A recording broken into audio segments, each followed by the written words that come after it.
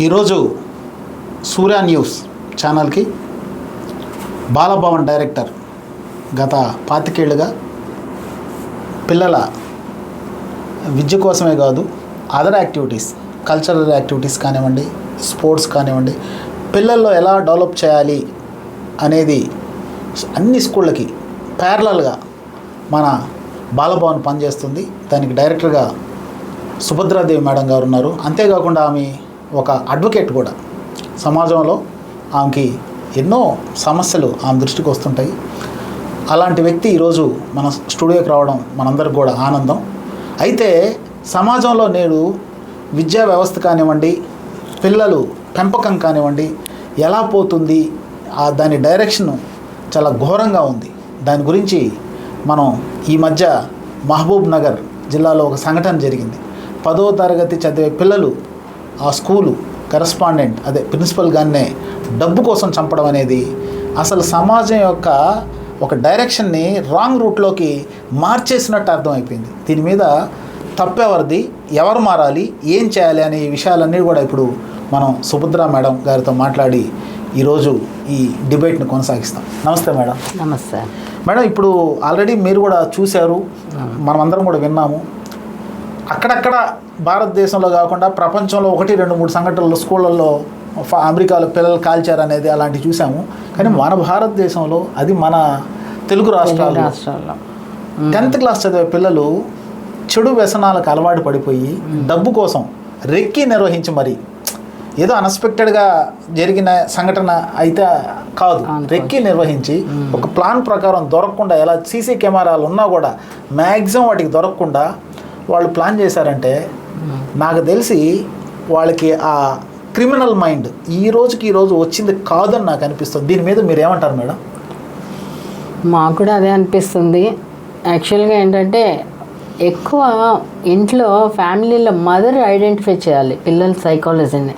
ఎందుకంటే చిన్నప్పటి నుంచి వాళ్ళ ఫ్రెండ్స్తో ఉండడం కానీ, తల్లితో, తండ్రితో, అక్కతో, చెల్లితో వీళ్ళందరితో బిహేవ్ చేసేటప్పుడు ఆ క్రిమినల్ మెంటాలిటీ, క్రిమినల్ చిన్నప్పుడు ఉండకపోవచ్చు కానీ అంటే వాళ్ళని పనిష్ చేయాలి అనే ఒక ఆలోచన, అక్కనైనా అన్ననైనా చివరికి నాన్ననైనా మాట్లాడే విధానం, ఇవన్నీ కూడా గమనించుకోవాల్సిన, బాగా తెలిసేది కూడా తల్లికే. తండ్రికి అంత అవకాశం ఉండదు. తల్లి ఐడెంటిఫై చేయలేదు అని అర్థమవుతుంది ఈ విషయంలో. ఇది చూసాక మాకు కూడా అనిపిస్తుంది ఇది ఒక రోజులో వచ్చిన క్రిమినల్ మైండ్ కాదు. అది వాళ్ళు అంటే తెలియకుండానే, వీళ్ళు తెలిసి చేశారని మనం చెప్పలేము, తెలియకుండానే ఆ లైన్లో వాళ్ళు వెళ్ళి ఎంతో కొంత టెక్నాలజీ ఇప్పుడు ఏం చేస్తుంది, మనకి టెక్నాలజీ అన్నీ చెప్తుంది. అంటే ఎలా చేయాలి ఏంటి అని వాళ్ళు యూట్యూబ్లో చూసి నేర్చుకున్నారు. అంటే ఆ అవైలబిలిటీ ఎలా వచ్చింది, అంత స్వేచ్ఛ ఎలా వచ్చింది వాళ్ళకి?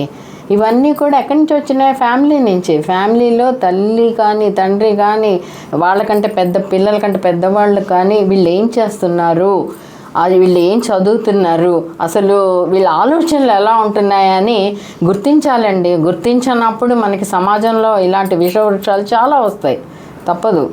ఇప్పుడు ఈ 14-15 ఏళ్ల వయసులో ఈ పిల్లలు మామూలుగా, అంటే ఇది అడాల్సెన్స్ ఏజ్, ఈ ఏజ్లో వాళ్ళల్లో శారీరకంగా మానసికంగా ఎన్నో మార్పులు వస్తూ ఉంటాయి. సమాజంలో వాళ్ళు ఎన్నో చూస్తూ ఉంటారు, సమాజంలో చూస్తుంటారు, వాళ్ళ సెల్ ఫోన్లో యూట్యూబ్లో చూస్తుంటారు, సినిమాల్లో చూస్తుంటారు. ఎక్కువగా ఈ రోజుల్లో యూట్యూబ్లో కానివ్వండి, వచ్చే సినిమాల్లో కానీ క్రైమ్ కూడా ఎక్కువ పెరిగింది. ఈ ఇంపాక్ట్ కూడా పిల్లల మీద పడే అవకాశం ఉందంటారా? ఉందనే మనకి జరిగిన సంఘటనలు పేపర్లో చూస్తున్నాము, వీడియోస్లో చూస్తున్నాము. అంటే మంచి కంటే కూడా చెడు ప్రభావం ఎక్కువ ఉంటుంది. అది అందరికీ తెలిసిన విషయమే. సినిమా ప్రభావం ఎక్కువ ఉంటుంది, వీడియోస్ ప్రభావం ఎక్కువ ఉంటుంది. ఇంకా చెప్పాలంటే పిల్లల సీరియల్స్ వస్తున్నాయి, అవి కూడా ఏంటంటే ఒక అడ్వెంచర్, ఆ అడ్వెంచర్ ఎటువైపు వెళ్తుంది, క్రైమ్ వైపు వెళ్తుంది అనమాట. దానికి ఒక పరిష్కారం ఉండదు. ఇప్పుడు చూడండి, మనకి చిన్నప్పుడు మనం కథలు చదివినప్పుడు చివరిలో ఏముంటుందంటే ఒక మెసేజ్ ఉంటుంది. కథలు చదివినప్పుడు కానీ మనకి తాతలు, మన అమ్మమ్మలు వాళ్ళందరూ చెప్పే కథలు ధర్మం అంటే ఏంటి, నీతి అంటే ఏంటి, నిజాయితీ ఏంటంటే ఒక నిజాయితీ పడిని ఒక హీరో చేసి మనకు చెప్తారనమాట. అప్పుడు మన మనసులో ఉంటుంది, ఓహో ఇలాంటి పనులు చేస్తే మనం సొసైటీలో మనం గుర్తించబడతాము అనేది ఇప్పుడు లేదు కదా. ఇప్పుడు ఏమవుతుంది, వాళ్ళ అడ్వెంచర్ అని వెంట పడుతున్న కథలు వాళ్ళకి ఓన్లీ ఒక అడ్వెంచర్ చేసి ఏదో సాధించాం. ఆ సాధించడం ఎలా ఉంటుంది, అది మోరల్ వైపు ఉండదన్నమాట. అది కొంచెం క్రిమినల్ మెంటాలిటీలో, అంటే ఏంటంటే గెలుపు, ఎవరినైనా కూడా కొట్టేసి గెలవడం అనేది వాళ్ళు దాని మీద అట్రాక్ట్ అవుతున్నారు. అది మనం మాత్రం దాన్ని ఎలాగో అరికట్టాల్సిందే, లేకపోతే ఇలాంటివి చాలా జరుగుతాయి. ఇంకా అంటే ఇప్పుడు వాళ్ళు సినిమాల్లో కూడా వాళ్ళు ఏం చెప్తున్నారంటే సినిమా అంతా కూడా క్రైమ్ నడుపుతారు, క్లైమాక్స్లో వాడతారు. అంటే ఎక్కువ మెజారిటీ ఆఫ్ ది సినిమా వాడు 4-5 రకాలుగా ప్లాన్ చేసి చంపడం, ఇది బాగా అట్రాక్ట్ అవుతున్నారు. అంటే ఏదో ఒకటి చంపి తీసుకోవడం. అంటే ఇప్పుడు ఉదాహరణకి కొన్ని సినిమా, నేను పేర్లు చెప్పకూడదు, కొన్ని బాగా సూపర్ హిట్ అయిన సినిమాలు ఉన్నాయి, అది కొన్ని వేల కోట్లు సంపాదించాయి. ఆ సినిమాల్లో కూడా ఎక్కువ క్రైమే ఉంటుంది. అంటే సినిమాలు కానివ్వండి, యూట్యూబ్ కానివ్వండి, సమాజంలో కూడా ఎక్కడ చూసినా కూడా, పేపర్ చూసినా కూడా చిన్న చిన్న వాటికి చంపేయడం, ఎక్కువగా పిల్లలు వాటికి అట్రాక్ట్, తర్వాత విలాసాలకు అలవాటు పడడం, మందు తాగడం, గంజాయి తాగడం, ఇవన్నీ కూడా పేరెంట్స్ మొట్టమొదటి గమనించాల్సింది. పేరెంట్స్ వాళ్ళు గమనించలేకపోతున్నారు. రెండోది స్కూల్ గమనించాలి, వాళ్ళు గమనించలేకపోతున్నారు. మూడోది సమాజంలో వాళ్ళ నైబర్స్ ఎవరినో గుర్తించాలి. ఒకవేళ ఈ స్కూల్ యాజమాన్యం కూడా మీ పిల్లాడు ఇలా ఉన్నాడు అని చెప్తే పేరెంట్స్ కూడా యాక్సెప్ట్ చేయలేకున్నారు. లేదండి, నెగిటివ్గా రియాక్ట్. ఇప్పుడు ఉదాహరణకి రూపారెడ్డి కేసులోనే వాళ్ళ మదర్తో ఒక ఛానల్ వాళ్ళు మాట్లాడితే, లేదండి మా అబ్బాయి ఎప్పుడు అలా కనిపించలేదు, మా అబ్బాయి చాలా మంచోడు అనే వర్షంలోనే వాళ్ళు ఉన్నారు. అంటే వాళ్ళు ముందు జరిగిన విషయాలు వాళ్ళకి ఏం తెలియదు, అంటే వాళ్ళ దృష్టికి చేరడం వల్ల. అంటే ఇప్పుడు నేను అనేది ఏంటంటే, పిల్లల్ని కనడం ఎంత బాధ్యతో సమాజానికి ఒక గొప్ప పౌరులుగా అందించడం కూడా అంతే బాధ్యత. ఎవరిది? తల్లిదండ్రులది. కానీ మొదటిది పిల్లల్ని కంటున్నారు, కానీ రెండోది బాధ్యత వాళ్ళు తీసుకోవడం వల్ల. వాళ్ళు రెండో బాధ్యత తీసుకోకపోవడం వల్ల ఆ ఇంపాక్ట్ వాళ్ళ కుటుంబం మీద పడవచ్చు, లేకపోతే సమాజం మీద, ఇంకో బాగా పద్ధతిగా పెరిగిన ఒక కుటుంబం మీద కూడా పడవచ్చు. ఇప్పుడు రూపారెడ్డి గారికి ఈ కుటుంబానికి వైరం అయితే ఏం లేదు కదా, కాకపోతే వాళ్ళు ఒక పద్ధతిగా పెరిగిన కుటుంబం, ఇది పద్ధతిగా లేని కుటుంబం, వీళ్ళ వల్ల ఆ ఫ్యామిలీకి నష్టం జరిగింది. ఇలాంటివి జరుగుతుంటాయి.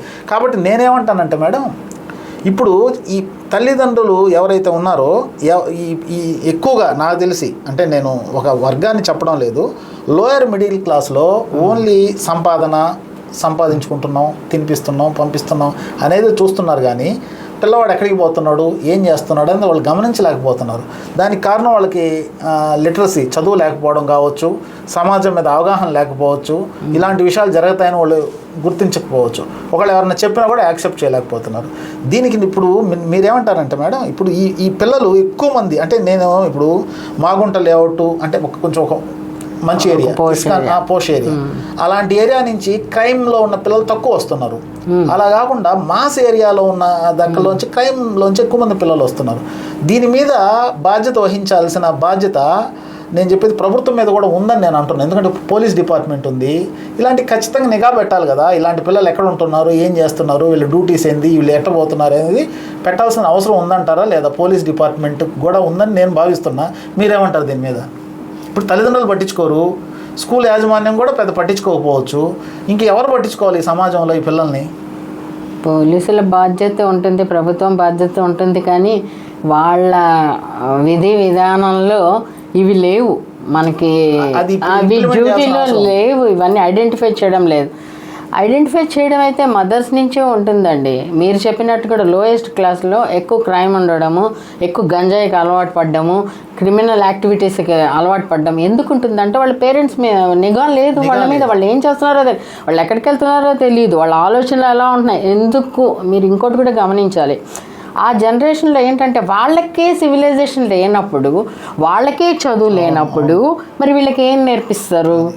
అప్పటికి ఎవరు నేర్పించాలి అంటే చాలా వరకు మీరు గమనించలేదు. ఇప్పుడు ప్రభుత్వ పాఠశాలలో టీచర్స్ చాలామందిని నేను చూస్తున్న ప్రభుత్వ పాఠశాలలో కూడా 10 మంది బాగా చదువుతారు, తర్వాత వాళ్ళ బాధలు అంటే టీచర్ ఏంటంటే వాళ్ళ బాధల్ని వాళ్ళ ఎన్విరాన్మెంట్ని అర్థం చేసుకొని వాళ్ళని కొంచెం దగ్గరికి తీస్తే వాళ్ళని చెప్తూ ఉంటారనమాట. అక్కడి నుంచి స్టార్ట్ అవుతుంది. అంటే 5వ క్లాస్ వరకు వాళ్ళని గమనించడం కానీ, ఇది మంచి నాన్న, ఇది చెడు, చెడు వైపు వెళ్ళకండి, మీరు బాగా చదువుకోవాలి అని కొంతమంది టీచర్లు నేను చాలామందిని చూసాను. ఒక 10 మందిని వాళ్ళు తయారు చేస్తున్నారు అనమాట. అది చాలా ఆ ఓపిక అందరికీ ఉండాలి. ఎందుకంటే మదర్ తర్వాత టీచర్దే బాధ్యత. సమాజంలో ఇప్పుడు సమాజం బాగుంది అంటే గురువుల్ని ఎందుకు ఆరాధిస్తారు? ఇప్పుడు మోడీ దగ్గర నుంచి, మన ప్రైమ్ మినిస్టర్ దగ్గర నుంచి, చీఫ్ మినిస్టర్ దగ్గర నుంచి ఎవరైనా కూడా మా గురువు గారు ఎందుకు గౌరవించాలి? ఎందుకంటే నీ ప్రవర్తనని, నీ సమాజంలో నీ పాత్రని నిర్దేశించేది, నడిపించేది వాళ్ళు. సో అందుకని వాళ్ళకి బాధ్యత చాలా ఉంటుంది. అప్పటికి నేను ప్రభుత్వ పాఠశాలలో కొంతమంది చాలా కష్టపడి వాళ్ళని ఐడెంటిఫై చేసి వాళ్ళని బాగా దగ్గర తీసుకొని కొంత మార్పు వస్తుంది. కానీ మీరు అన్నది పూర్తిగా వాళ్ళు కాదండి, బాగా చదువుకున్న వాళ్ళు కూడా క్రైమ్ ఉంటుంది. ఫర్ ఎగ్జాంపుల్ చెప్తాను ఎందుకు వస్తుంది ఇది అంటే, ఏమవుతుందంటే చిన్నప్పటి నుంచి వాళ్ళకి అన్నీ అందించేస్తున్నారు వీళ్ళు. ఇప్పుడు మొబైల్ యూసేజ్ ఎంత అవసరం ఉంది, వీడియోలు అంత అవసరమా? ఎంత అవసరం ఉందో అంతవరకే చూపించినప్పుడు వాళ్ళు ఇలాంటి వైపు రారండి. పిల్లలు తప్పు కాదు, యాక్చువల్గా మనము వాళ్ళని గైడ్ చేస్తున్న విధానం తప్పు ఉంది. ఇంకొకటి చూడండి, మనకేం చెప్పారు, ₹1 ఇస్తే మన పేరెంట్స్ అప్పుడు మన జనరేషన్లో దాన్ని ఎలా ఖర్చు పెట్టాలి, దేనికి ఖర్చు పెట్టాలి వాళ్ళకి చెప్పాలి. మనం పేరెంట్స్కి, మన అమ్మలకి, నాన్నలకి మనం ₹1 ఎలా ఖర్చు పెడుతున్నామో చెప్పాలి. వాళ్ళు ఏమంటారు, ఎందుకని అడిగామనుకోండి, మేము ఎంత కష్టపడి సంపాదించాము కాబట్టి మీరు జాగ్రత్తగా చేసుకోవాలి అని చెప్తున్నారు. ఇప్పుడు వాళ్ళు ఏంటంటే వీళ్ళు బాగా కష్టపడి మా పిల్లలు ఎక్కువ కష్టపడకూడదు అని చెప్పి డబ్బులు, ఇప్పుడు ఈ పిల్లలది మనం చూస్తాం ఈ ఇన్సిడెంట్లో అన్ని లక్షలు ఎందుకంటే అసలు అన్ని లక్షలు ఖర్చు పెట్టడం ఏంటి, ఐఫోన్లు కొనడం ఏంటి అంటే నువ్వు సుఖానికి అలవాటు పడ్డావు. అంటే పేరెంట్స్ సుఖం అంటే ఏంటి, కష్టం అంటే ఏంటి, కష్టపడిన తర్వాత వచ్చే సుఖం ఏంటి అని చెప్పినప్పుడు వాళ్ళు మాత్రం ఇలా చేయరండి. ఇప్పుడు మీరు చూడండి, బాగా చెమట పట్టినప్పుడు చెట్టు కిందకి వెళ్తే ఆ చల్లదనం వేరు, ఆ సుఖం వేరు. అంటే వీళ్ళకి దేనివల్ల కష్టం వస్తుంది, దేనివల్ల సుఖం. అసలు ఇంకా చెప్పాలంటే చాలామంది అంటారు ఆధ్యాత్మికత అని చిన్నప్పటి నుంచి నేర్పించాలి. అది ఏం చెప్తుంది, అది ఆధ్యాత్మికత అంటే ఒక కులానికి సంబంధం, ఒక రిలీజియన్కి సంబంధించింది కాదు. ఏది మంచి, ఏది ధర్మం, ఏది చేయాలి అనేసి ఇప్పుడు అవి నేర్పించడం లేదు. ఏమంటే వాడు కావాలి, మోటార్ సైకిల్ కావాలంటే మోటార్ సైకిల్ ఇస్తున్నారు, టీవీ కాదేంటి, ఐఫోన్లు కావాలంటే ఐఫోన్లు ఇస్తున్నారు. నువ్వు సమాజం మీదకి వాడికి ఏం తెలియదు కదా, వాడు కొనిచ్చిన తర్వాత వాడు ఏం వాచ్ చేస్తున్నాడు, దాన్ని ఎలా యూజ్ చేస్తున్నాడు అని వాళ్ళు చెప్పడం లేదు. తర్వాత సమాజంలో పేరెంట్స్ ఏం చేయాలంటే, చూడు బడుగు వర్గం వాళ్ళందరూ ఎంత కష్టపడుతున్నారు, మనం కష్టపడకుండా మనకి డబ్బులు వచ్చినాయి కాబట్టి మనం ఎలా దీన్ని ఉపయోగించుకోవాలి, మంచి ఏంటి, చెడు ఏంటి. పేరెంట్స్, టీచర్ది సెకండ్ అవుతుందండి ఎప్పుడైనా కూడా, ఫస్ట్ పేరెంట్సే. వాళ్ళు మాత్రము చెప్పవలసిన విధానంలో మాత్రం వాళ్ళకి చెప్పడం లేదు.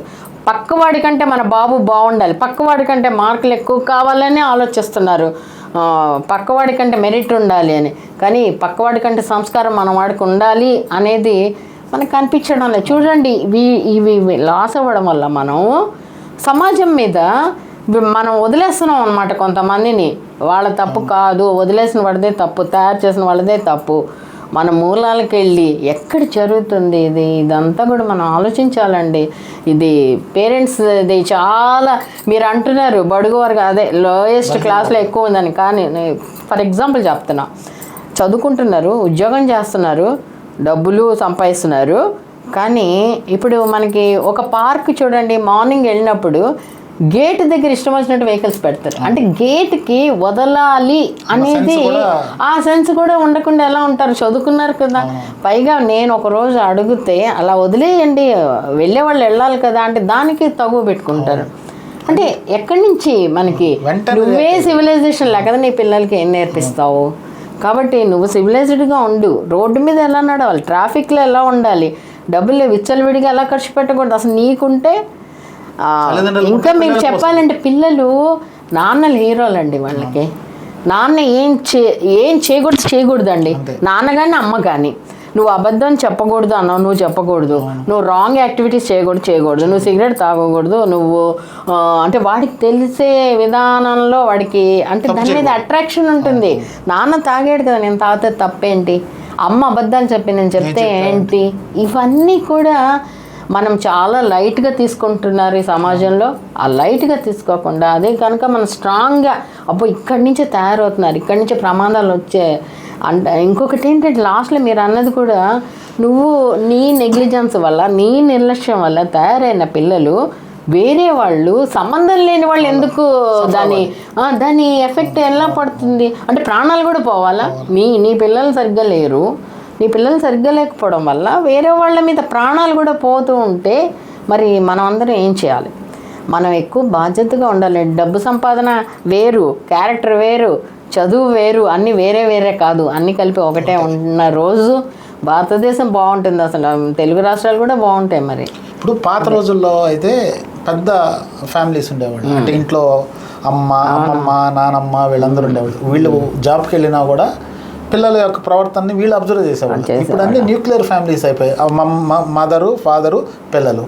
దీనివల్ల ఏమవుద్దంటే పిల్లల్ని గైడ్ చేసేవాళ్ళు కానీ వాళ్ళకి చెప్పేవాళ్ళు కానీ ఎవరు లేరు. ఇప్పుడు మనం చిన్నప్పుడు ఉన్నప్పుడు మనకి బాలమిత్ర పుస్తకం చదివించేవాళ్ళు, చందమామ చదివించేవాళ్ళు, నీతి కథలు చెప్పేవాళ్ళు తాత వాళ్ళు, వీళ్ళందరూ ఇవన్నీ మనం వింటూ అవి ఇమాజినేషన్ చేసుకుంటూ పెరిగాము.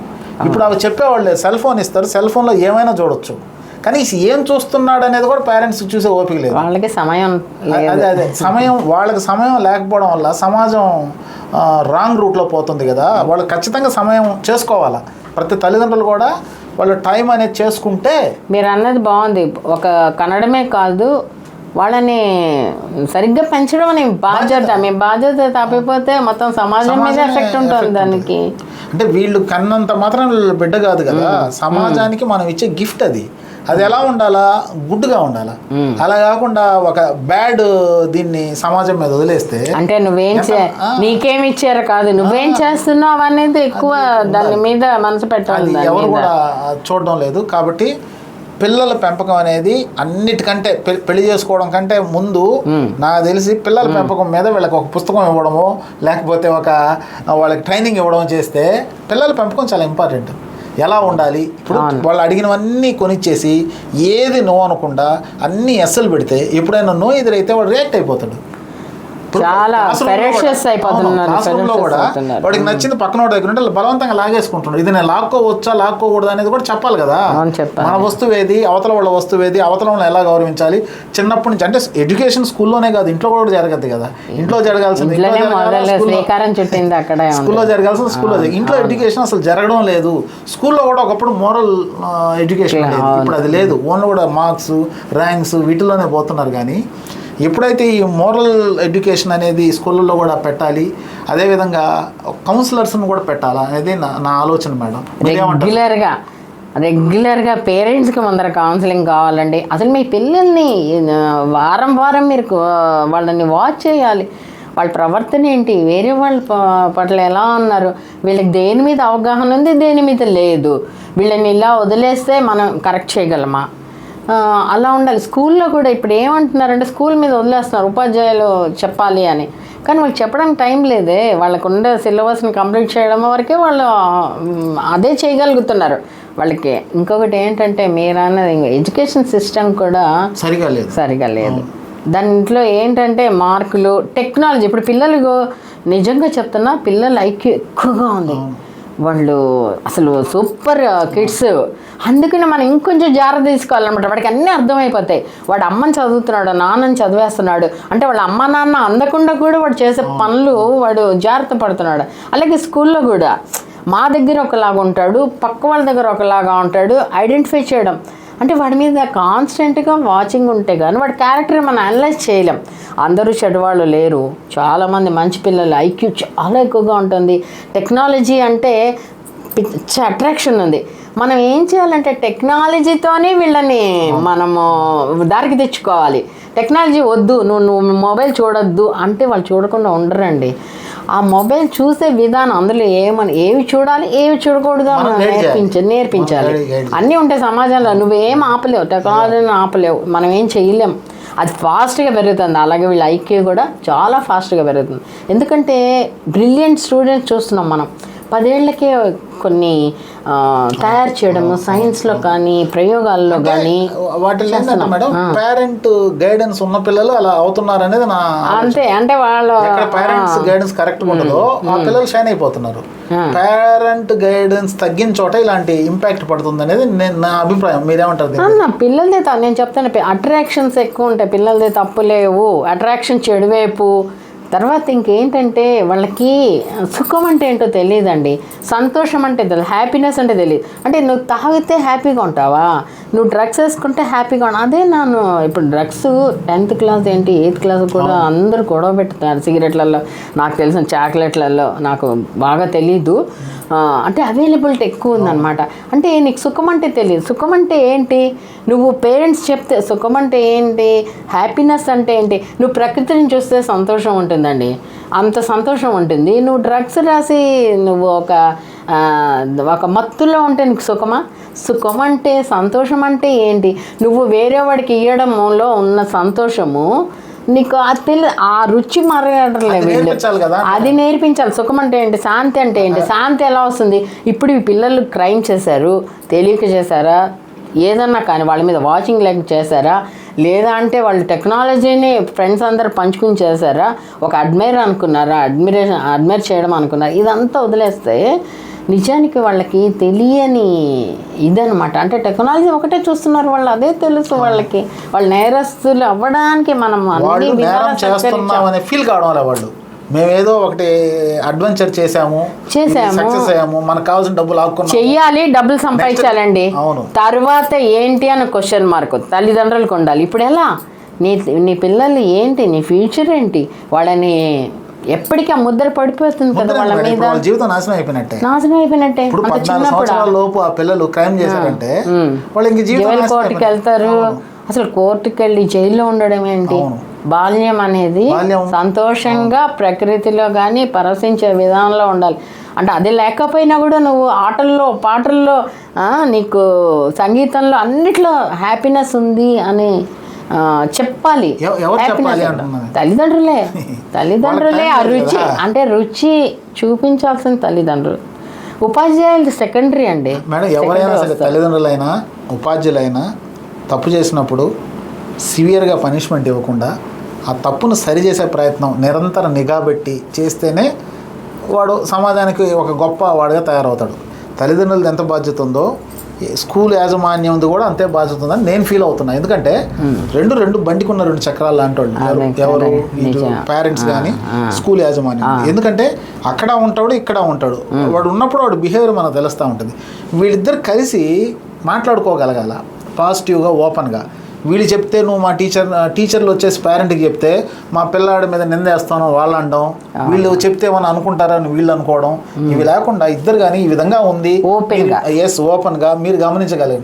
ఎంతమంది పేరెంట్స్ స్కూల్కి వెళ్ళి వాళ్ళ పిల్లల గురించి మాట్లాడుతున్నారు?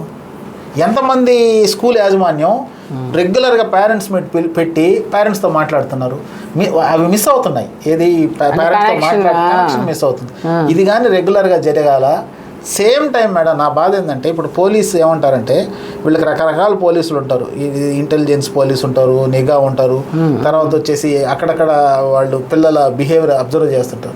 నేను ఇప్పుడు ఒక పోలీస్ స్టేషన్ ఉంది, ఆ పోలీస్ స్టేషన్ పరిధిలో కొంత ఏరియా ఉంటుంది. ఆ ఏరియాలో అంటే వాళ్ళకి కొన్ని సెక్టార్స్ ఉంటాయి. ఇక్కడ ఎక్కువ క్రైమ్ జరుగుతుంది, ఇక్కడ అలాంటి చోట పిల్లలు ఏం చేస్తున్నారు ఖచ్చితంగా నిఘా పెట్టాల్సిన అవసరం ఉంది. సేమ్ టైం స్కూల్స్లో కూడా పోలీసింగ్ వచ్చి పిల్లలతో మాట్లాడాల్సిన, ఆ యూనిఫామ్ వేసుకొచ్చి వాళ్ళు మాట్లాడి అవి చెప్తే పిల్లలు కూడా ఒక భయం ఉంటుంది కదా, అది ఎందుకు చేయడం లేదు? అది కూడా చేయాలి. పోలీస్ వాళ్ళు కూడా టీచర్లుగా మారాలి, స్కూల్స్కి వచ్చి రెగ్యులర్గా స్కూల్స్కి వచ్చి మాట్లాడాలి. ఇవన్నీ తెలియదు కదా వాడు. ఇప్పుడు మా రూపా మేడం నేను పొడిచాను, నాకు డబ్బులు వచ్చాయి, నేను ఎంజాయ్ చేయొచ్చు అనుకున్నాడు, కానీ దీని తర్వాత నా జీవితం అయిపోయింది, నేను జైల్లో ఉండాలా. ఇప్పుడు దాదాపు 15-20 ఏళ్ళు వాడు జీవితం నాశనం అయిపోయినట్టే కదా. వాడు యంగ్ ఏజ్ అంతా కూడా నాశనం అయిపోద్ది. ఇవన్నీ గమనించగలగాలి అంటే ఎవరో ఒకరు వాడికి చెప్పాలి. వాడికి చెప్పకపోవడం, సినిమాలో ఏం చూపిస్తారు, పాజిటివ్గానే చూపిస్తారు, వాడు ఎంజాయ్మెంట్ చూపిస్తారు, నెక్స్ట్ ఏం జరుగుతుందో తెలియదు కదా. సినిమా ఇప్పుడు లవ్ స్టోరీ ఒక సినిమా చూసాం మేడం, లవ్ వరకే చూపిస్తారు. ఈ లవ్ స్టోరీ అయిపోయిన తర్వాత ఇప్పుడు పెళ్లి చేసుకున్న తర్వాత కష్టాలు చూపిడు కదా, అవి చెప్పాలి మనం. అది జరగకపోవడం వల్ల ఇలా జరుగుతుందని నేను అనుకుంటున్నా. మీరేమంటారు? తప్పకుండా మొత్తానికి ముగ్గురికి ఒక కనెక్షన్ ఉండి ఏది కావాలి. ఇప్పుడు మినిమం ఎక్కడి నుంచి అవుతుంది, ట్రాఫిక్ నుంచి అవుతుంది. అప్పుడప్పుడు మనకి ట్రాఫిక్ రూల్స్ ర్యాష్గా వెళ్ళాం, ర్యాష్గా 10 ఏళ్ళు 12 ఏళ్ళు మనం చూస్తుంటాం కదా, ర్యాష్గా డ్రైవ్ చేయడం అదొక హీరోయిజం అనుకుంటున్నారు. అది హీరోయిజం కాదమ్మా, ట్రాఫిక్ రూల్స్ పాటించడం హీరోయిజం. ఆ తేడా వాళ్ళకి తెలియడం లేదు. అంటే ఫ్రెండ్స్ కనుక రెచ్చగొడితే ఏమైనా చేసేస్తారు వాళ్ళు, 10 మందిని ఎక్కించుకుని వెళ్తారు, ఇష్టం వచ్చినట్టు వెళ్ళిపోతారు. ఇది నీ వల్ల కాదు, నీవు ఏదైనా తప్పు చేస్తే వేరే వెహికల్స్లో వచ్చే వాళ్ళకి ప్రమాదము, వాళ్ళకి సంబంధమే లేదు. సంబంధం లేని వాళ్ళు నీ వల్ల బలైపోవటం లేదా? అసలు ఇంకొకటి మనం ఆలోచించాల్సింది, ప్రాణం తీయడం అంత ఈజీనా? నువ్వు కనీసం మొబైల్ లేకపోతే చంపేస్తావా, తాతగారిని చంపేస్తావా, డబ్బు లేకపోతే చంపేస్తావా, అమ్మని చంపేస్తావు, నాన్నని చంపేస్తావు. అది అంత క్రిమినల్ మైండ్. అంటే చంపడం అనేది ఒక పాపం అంటే చాదస్తంగా అనిపిస్తుంది అందరికీ. అంటే మనకి ఎలా పెట్టారు అంటే ఇది పాపం నాన్న, ఇది చేస్తే పాపం అని అది భయపడేవాళ్ళు అనమాట. ఇప్పుడు ఏమైందంటే దానికి మంచికి చెడుకి మధ్యలో ఉన్న సున్నితత్వం చెరిగిపోయింది. మంచి చెడుకి వాళ్ళకి తేడా తెలియడం లేదనమాట. అంటే నువ్వు చేసినందువల్ల నీకు కాదు నష్టం, నీ కుటుంబానికి, సమాజంలో నీ జీవితము నాశనం అయిపోతుంది. అందరి జీవితాలు నువ్వు ఎవరినో నీ వల్ల ఎవరో చచ్చిపోయారు, మరి వాళ్ళ కుటుంబం అంతా కూడా ఇదైపోతుంది కదా. ఇవన్నీ మళ్ళీ మనం మంచి చెడుకి ఒక తేడా, మంచిగా ఉంటే నీ లైఫ్ ఎలా ఉంటుంది అనేది మాత్రం వాళ్ళ మైండ్లో మనం ఎక్కించకపోతే ఏ రకంగానే ఎక్కించాలి. అది అర్థం చేసుకోవాలి, పదే చెప్పాలండి, తర్వాత అర్థమవుతుంది వాళ్ళకి. ఫస్ట్లో వాళ్ళకు కూడా తెలియదు అనేది ప్రధానికి కరెక్ట్ కాదు. నిరంతరం భయం మాత్రమే పెట్టాలి. నిరంతరం వాళ్ళని అబ్జర్వ్ చేయాలి, సరి చేస్తూ పోతేనే జరగద్ది. ఈ బాధ్యత ఇద్దరిదే ఉంది అని నేను నమ్ముతున్నా, తల్లిదండ్రులది, స్కూల్ యాజమాన్యం. ఇప్పుడు ఆ రూపారెడ్డి గారు హాస్టల్లో ఉన్నప్పుడు వాడు డ్రింక్ చేశాడను, గంజాయి తీసుకున్నాడను, ఆ ఫొటోస్ వీడియోస్ తీసి వాడిని భయపెట్టబట్టే, వాడిని తిట్టబట్టే వాడు పగ పంచుకొని 27 పోట్లు ఒక టీచర్ని పొడిచాడంటే వాళ్ళు ఎంత క్రిమినల్ మైండ్ డెవలప్ అయింది. సో ఇది కరెక్ట్ కాదనేది, అంటే చదువు చెప్తున్న ఉపాధ్యాయుడు అవన్నీ చూడడంలే, అవన్నీ వాడు నన్ను అన్నారు, నేను రివెంజ్ తీసుకోవాలి అని ఒక లక్షణం రాకూడదు. రివెంజ్ తీసుకోవాలి, ఆమె దగ్గర డబ్బులు కూడా ఉంటాయి, దాంతో నేను విలాసవంతంగా బతకాలి. తర్వాత వచ్చే పర్యవసనాలు ఆలోచించడం లేదు, పర్యవసనాల గురించి చెప్పాలి. నువ్వు ఏ తప్పు చేసినా నీకే శిక్ష, ఫస్ట్ శిక్ష నీకు తల్లిదండ్రులకి. ముందర మనం చాలా సివియర్గా దీన్ని కంట్రోల్ చేయాలి, ఎందుకంటే ఎక్కువగా చూస్తున్నాం కాబట్టి మనకి. అంత ముందర కూడా అందరూ అంటారు ఎప్పుడు జరుగుతుంటాయి ఇలా, నో, ఎప్పుడు జరుగుతున్నవి ఇంత ఏజ్లో, అంటే చిన్న ఏజ్లో ఇంత క్రిమినల్ మెంటాలిటీతో ఎవరు అంతగా అలా ఉండేది కాదు. ఎక్కువైతోంది కాబట్టి ఆ ప్రమాదాన్ని మనం నివారించాల్సిన అవసరం అందరిది ఉందండి. మెయిన్ కుటుంబంలో అమ్మా నాన్న నుంచి మొదలై స్కూల్లో టీచర్లు. మరి స్కూల్లో టీచరు మీకే తెలుసు, ఎక్కువ వాళ్ళకి అంటే ప్రతిరోజు వాళ్ళకి ఎలా ఉంటుంది, టార్గెట్లు ఉంటాయి. ఆ టార్గెట్లు ఫిల్అప్ చేయడానికి వాళ్ళకి సరిపోతుంది. మారాలి. మీకు ఒక గంట వాడి మారల్కి, అంటే ప్రతి వాడిని కూడా ప్రిన్సిపాల్ కానీ టీచర్ కానీ వీడి సైకాలజీ ఎలా ఉంది, పక్క వాడితే ఎలా ఉంటున్నాడు అని గమనించి పేరెంట్స్ని పిలిచి వాళ్ళని ఇలా ఉన్నాడు మీ వాడు, ఇలా ఉందండి, దీని ఎఫెక్ట్ ఇలా ఉండొచ్చు, మీరు జాగ్రత్త తీసుకోండి అని వీళ్ళు కూడా. ఒకవేళ మనం చెప్పినా కూడా వాళ్ళు వెంటనే రియాక్ట్ అయిపోతున్నారు, కొంతమంది పిల్లల మీద అవుతున్నారు. ఇప్పుడు మనం విషయం చెప్తాము, పిల్లవాడు ఇలా ఉన్నాడండి మార్చాలని ఒక టీచర్గా, వాళ్ళు వెంటనే మన మీదన్నా రియాక్ట్ అవుతున్నారు, లేకపోతే పిల్లవాడి మీదన్నా రియాక్ట్ అవుతున్నారు. రెండు ఇబ్బంది అంటా నేను వెంటనే. అంటే వీళ్ళ సైకాలజీ కూడా కరెక్ట్ లేదు, పేరెంట్స్ సైకాలజీ. ఏదైనా స్కూల్ యాజమాన్యం ఒక విషయం చెప్పింది, మైండ్ లో పెట్టుకొని గమనించి మార్చే ప్రయత్నం చేయాలి. అతనిగా లేదు, మా పిల్లాడిని అన్నారు అనేది మీరు అనుకుంటే మరి తర్వాత ఏమవుతుందో మనకి ఇప్పుడు కనిపిస్తుంది. రూపారెడ్డి విషయంలో కూడా పేరెంట్స్ పిలిచి హాస్టల్లో ఉన్న అబ్బాయి హాస్టల్లో చేర్చారు.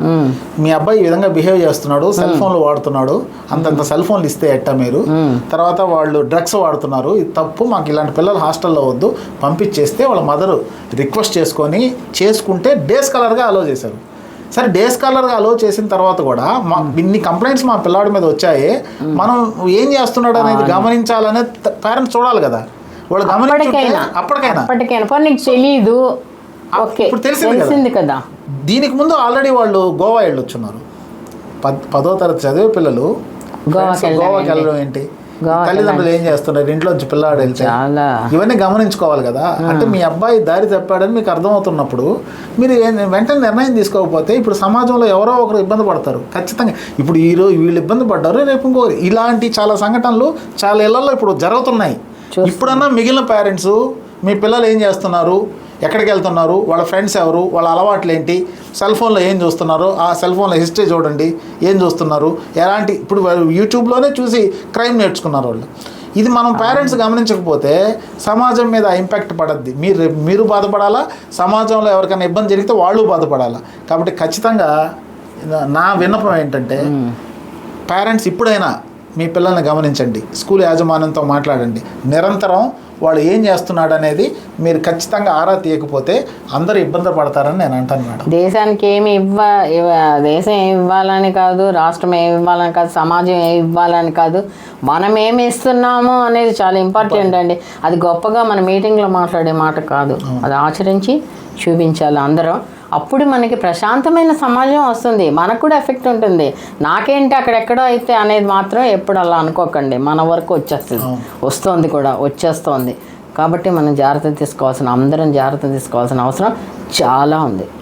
Thank you very much madam. ఈరోజు ఒక సమస్య మీద మీరు మంచి ఇష్యూ మీద, సమాజంలో జరుగుతున్న బర్నింగ్ ప్రాబ్లం మీద మాట్లాడడానికి మా స్టూడియోకి వచ్చారు. ఈ సమాజానికి కొంత అవగాహన కల్పించే విధంగా మాట్లాడారు. ధన్యవాదాలు మేడం. నేను కూడా ధన్యవాదాలు చెప్తున్నాను.